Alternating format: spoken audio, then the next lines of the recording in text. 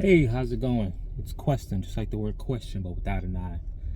Hey, so just wanted to get on here and make a quick video and talk for just a minute, probably until I get to the grocery store. You know how it is.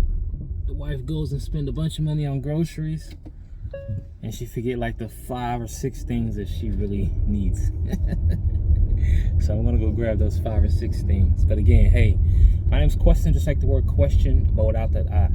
All right, bottom line up front, America is in a scary place. It's in a scary position. But the great thing about being in scary places and scary position is you need somebody to understand that fear and push through it. Because just like when you have to clear the breach, you don't get stuck in the fatal funnel. What does that mean? All right, so a little bit about me. I'm an active duty service member, Army to be specific, infantry to be even more specific.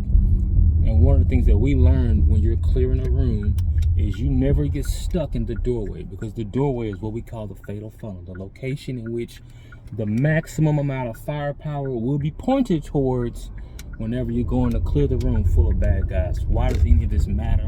Why am I thinking about this? Why am I talking about this? Because we got to go back to that fear concept.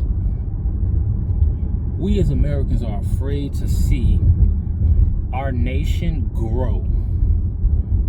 It's almost like the caterpillar is hanging out with all his caterpillars, homeboys and all those guys, his homegirls. They just hanging out.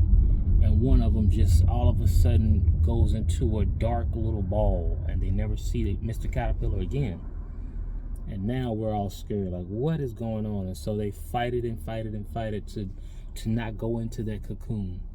But that's that fear, right? But if you embrace it, push through it, use it, harness it to push through that problem, that essence of an issue, that bare bones point in which we have to get past, we're going to come out even greater. Now, a little bit about me. I just told you I'm in the Army. I've been in the Army for just under 20 years now. I retire very soon, going through my whole process, making all of that work as it should, using all the procedures and processes that Congress has allowed and that the Army has implemented to ensure that my transition is a safe, happy, and fulfilled transition for myself and for my family and for my community, to be honest with you. One of the things about me, before I joined the Army, I joined from technically the Job Corps. I was a part of the Job Corps for about 3 months, and it just wasn't for me. I'm not a very hands-on guy that works well with his hands, I should say. I'm hands-on in the way I learn, but when I was there, I wasn't learning that way. It was very, self-paced in a book, and I didn't have enough discipline to get through that process. I saw a recruiter, and I asked some questions. Here I am 20 years later. Go back some more. Before I was even doing that, I was an assistant manager at Sonic. Go back some more. I was getting candy from the gas station and selling it to my friends at school. Go back a little bit more. At that same gas station, I was pumping gas to make a couple dollars. A little bit more you go back, I was cutting the grass of my grandma's yard to earn $20 every 2 weeks. Myself and my brothers, we would split the profits. My point being, and my point in going back is, as a human being, and this is as a human being, this is as a parent, as a child, as a country, as a city, before we can start to get to our jump forward to our transformational 10x of who we are, what we are, we got to look back and look at where we came from in 10x mindsets, right?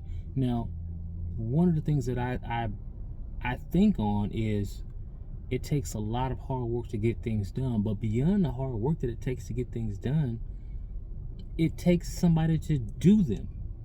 I can think about the plans, I can chat GPT it all day long, but until I'm actually implementing, executing, and actually getting the projects completed, the jobs secured, the contracts fulfilled, then you're not doing the job itself. I'm thinking about the job, planning for the job, researching the job, talking about the job, all of that other stuff. But doing the job is the job itself, and that's what we have to get back to. So let's start there, right? You go back to the whole idea of they call it the 23% myth, right? right? In government contracting, they look at it as, hey, we need to get 23% of small businesses in the marketplace. But that's not the number. And the problem with government workers, because as a soldier, I work with contractors, I work with civilians, I am a federal employee myself. So as a federal employee, we know that if you give us a number when it comes to metrics, I'm going for that number. Now, if you don't give me two numbers, a range, then I'm not going to shoot for anything else unless I know explicitly, hey, I should be shooting for something else. Now, with that being said, when it came to physical fitness, they would give you the maximum score, right? When I first started out, it was, I think, like 89, 85 push-ups to get a maximum. And a minimum score, it might have been 25. I don't know what it was. I never memorized the minimum, because for me, I understood that if I shot for the maximum, I would be okay if I missed it by a couple of push-ups. So why are we putting in our head the minimum and we're barely getting that, and when we get the minimum, it's success? No, you barely paid. You qualified.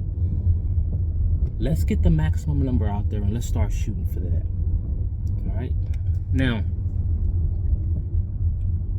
I'm not some officer guy, general guy, come from West Point, anything of that nature. I didn't get the Ivy League type education, right? I worked my butt off my whole career. I didn't get to where I wanted in rank, or I should say I didn't get to where a lot of my peers got in rank, but in certifications and skill sets, those are the things that I always went after.